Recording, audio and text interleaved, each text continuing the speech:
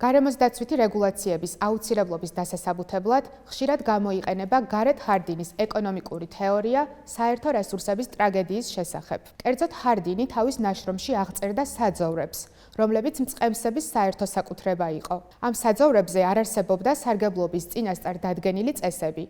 შესაბამისად არ არსებობდა შემაკავებელი მექანიზმი, რომელიც მწყემს შეუზღუდავდა ინდივიდუალურად პირადი სარგებლის მიღების მიზნით თავისი საქონლის რაოდენობის გაზრდას და ამ საძოვრებზე მათ გამოკვებას.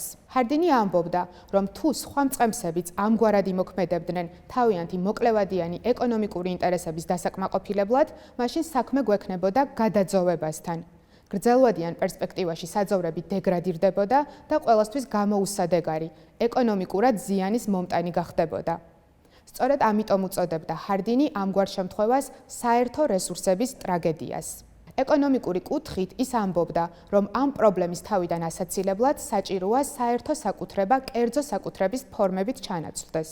თუმცა თუ მას გარემოსდაცვითი სამართლის პერსპექტივიდან შევხედავთ, ეს თეორია შესაძლოა გარემოსდაცვითი რეგულაციების საჭიროების დასაბუთებისთვის გამოვიყენოთ.